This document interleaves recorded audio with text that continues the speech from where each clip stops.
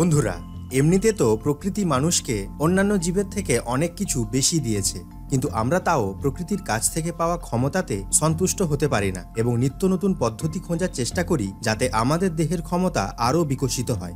বিজ্ঞানের উন্নতি অবশ্য মানুষকে সে পথে অনেকটাই এগিয়ে নিয়ে গেছে, কিন্তু আজও পৃথিবীতে এমন কিছু জীব আছে যারা মানুষের দৈহিক ক্ষমতার থেকে বহুগুণ এগিয়ে। চলুন বন্ধুরা, এবার জেনে নেওয়া যাক এমনই কিছু জন্তু জানোয়ারের ব্যাপারে যাদের অদ্ভুত শারীরিক ক্ষমতা রয়েছে যা আপনাকে আশ্চর্য করে দেবে। নাম্বার 5-এ রয়েছে 90 ডিগ্রি খাড়া দেওয়ালে চড়াই করার ক্ষমতা। আমরা সকলেই এটা জানি, উড়ন্ত ডাইনোসরের পর পৃথিবীতে পাখিরাই সবথেকে ভালোভাবে উড়ে গ্র্যাভিটিকে পরাস্ত করার ক্ষমতা রাখে, কিন্তু কোনো জীব ডানা ছাড়াই গ্র্যাভিটিকে উপেক্ষা করে কিভাবে কোনো খাড়া দেওয়ালে উঠতে পারে? অ্যালপাইন আইবেক্স নামে একটি পাহাড়ি রামছাগল রয়েছে যা খাড়া পাহাড়ে বা দেওয়ালে আরামসে চড়তে পারে। অনেকেই এই কথা বিশ্বাস করতে চায় না যতক্ষণ না তারা নিজের চোখে অ্যালপাইন আইবেক্সকে খাড়া প্রাচীরে উঠতে দেখে।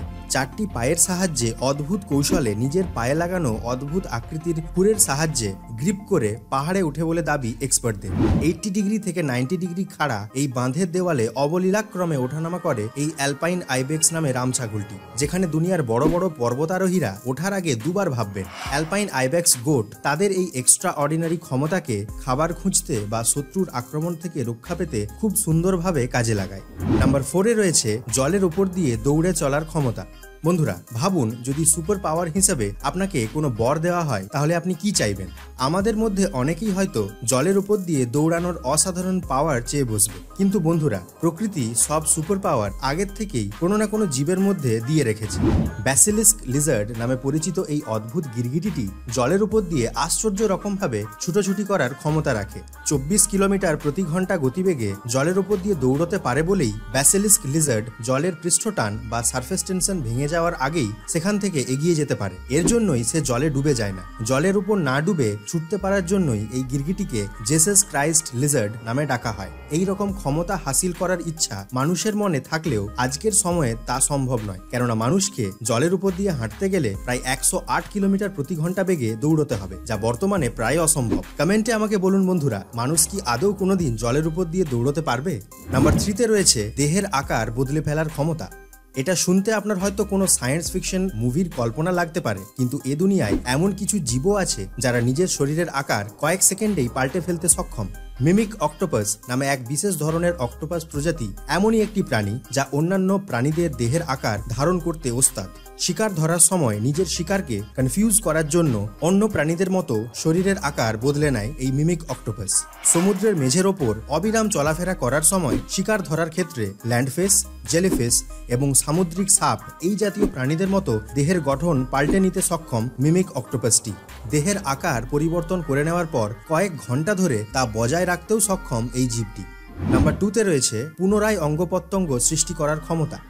দুর্ঘটনাবশত মানুষের দেহের কোনো অঙ্গ হারালে তা আর দ্বিতীয়বার গজিয়ে ওঠে না, যেমনটা আমাদের নখ এবং চুলের ক্ষেত্রে হয়। এই ক্ষমতা যদি আমাদের থাকতো তাহলে ঈশ্বরের কল্যাণে এই পৃথিবীতে বিকলাঙ্গ বলে কেউ থাকতো না। কিন্তু বন্ধুরা, এমন কিছু জীবও আছে যারা নিজেদের শরীরের অঙ্গ কোনোভাবে কেটে গেলে তা পুনরায় গজিয়ে তুলতে পারে, আর এই জীবটিকে খুঁজতে আপনাকে ঘরের বাইরেও বেরোতে লাগবে না। আমাদের বাড়িরই দেওয়ালে যে টিকটিকি বসবাস করে তার নিজের লেজ সহজেই রিজেনারেট করতে পারে। আপনি হয়তো নিজেও সেটা কোনো না কোনো সময় লক্ষ্য করেছেন।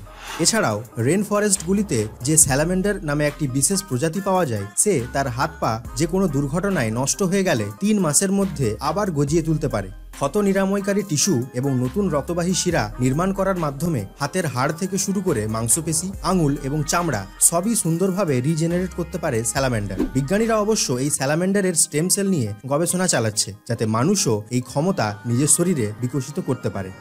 নাম্বার 1-এ রয়েছে ভবিষ্যৎ দেখার ক্ষমতা। আমাদের মধ্যে এমন খুব কমজনই থাকবেন যারা নিজেদের ভবিষ্যৎ সম্পর্কে জানতে চাইবেন না। আমরা সবাই নিজের ভবিষ্যৎ জানার চেষ্টা অবশ্যই একবার না একবার করেইছি। এবারে জ্যোতিষীরা যে ভবিষ্যৎবাণী করে তা কতটা সত্যি বা বিজ্ঞানসম্মত তা আমি বলতে পারবো না, কিন্তু আমেরিকান গোল্ডেন উইংড ওয়ার্বলার নামে একটি বিশেষ প্রজাতির পাখি নিয়ে বিজ্ঞানীরা গবেষণা করার সময় লক্ষ্য করেন এরা যে কোনো বড়সড় প্রাকৃতিক ঘটনার পূর্বাভাস আগে থেকেই পেয়ে যায়। সাউথ আফ্রিকা থেকে আমেরিকা যাওয়ার পথে এই গোল্ডেন উইংড ওয়ার্বলার পাখির দল তাদের রাস্তা হঠাৎই পাল্টে ফেলে। তখন তাদের এই অদ্ভুত আচরণ বিজ্ঞানীরা বুঝতে পারেননি। এই ঘটনার কয়েক সপ্তাহ পরেই দক্ষিণ আমেরিকায় এক ভয়ঙ্কর টর্নেডো ঝড় হিট করে, অথচ ওয়েদার স্যাটেলাইট এবং র্যাডারে এর কোনো পূর্বাভাস পাওয়াই যায়নি। কাজেই এরা কিভাবে টর্নেডোর পূর্বাভাস পেল এবং এটা কি আদৌ কোনো ভবিষ্যৎবাণী ছিল কিনা তা যথেষ্ট রহস্যের বিষয় হয়ে রয়ে গেছে বিজ্ঞানীদের কাছে। এবং অনেকেই মনে করেন গোল্ডেন উইংড ওয়ার্বলার পাখি আসলেই ভবিষ্যৎ দেখতে পায়। আপনার কি মনে হয় বন্ধুরা? অবশ্যই আমাকে নিচে কমেন্ট করে জানান। আর ভিডিওটা কেমন লাগলো সেটাও জানাতে ভুলবেন না। এতদূর যদি আপনি ভিডিওটা দেখেই থাকেন তার মানে অবশ্যই এটা আপনার ভালো লেগেছে। তাহলে লাইক করুন এবং শেয়ার করুন আপনার সকল বন্ধু বান্ধব এবং ফ্যামিলি মেম্বারসদের সাথে। সায়েন্স অ্যান্ড ফিকশন বাংলা চ্যানেলে নতুন হলে অবশ্যই চ্যানেলটা সাবস্ক্রাইব করুন এবং পাশে থাকা বেল আইকনটা দাবাতে কিন্তু ভুলবেন না, নাহলে চ্যানেলে নতুন ভিডিও এলে তার নোটিফিকেশনটা আপনি সবার আগে পাবেন না। তাহলে দেখা হবে বন্ধুরা পরবর্তী মজাদার এবং ইন্টারেস্টিং আরও একটি এপিসোডে। ততক্ষণের জন্য গুড বাই। দেখতে থাকুন science and fiction Bangla YouTube channel.